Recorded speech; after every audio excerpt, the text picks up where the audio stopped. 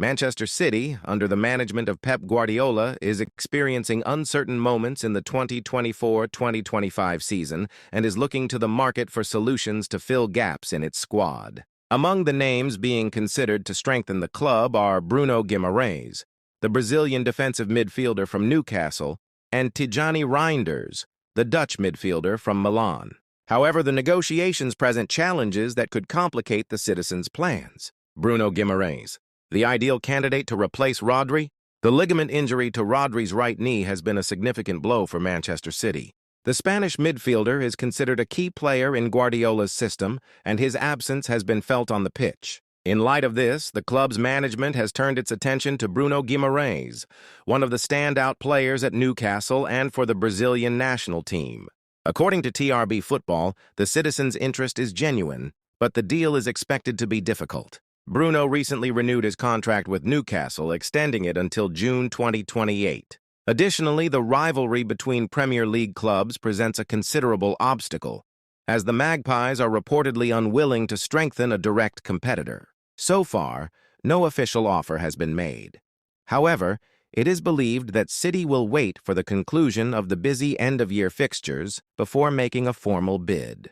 If completed, the transfer would be a milestone for the citizens, who would find in Bruno Guimarães a worthy replacement for Rodri, with the technical ability and experience to maintain the midfield's high level. Tijjani Reijnders, Milan's standout player in sight. Another name making waves behind the scenes is Tijjani Reijnders, the Milan midfielder. The 25-year-old Dutchman has impressed this season, with 9 goals and 3 assists in 23 matches. According to Fichajes, Manchester City is prepared to invest heavily to secure him from the Italian club, despite facing competition from giants such as Barcelona and Arsenal. With an offer of 65 million euros, around 419 million reais, City hopes to convince Milan to release the player.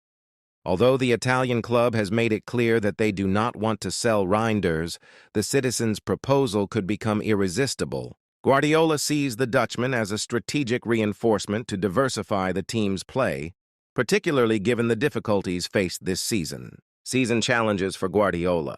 Despite the recent away win against Leicester, Manchester City is in 5th place in the Premier League with 31 points. Leaders Liverpool have 45 points and still have a game in hand, increasing the pressure on the Manchester side.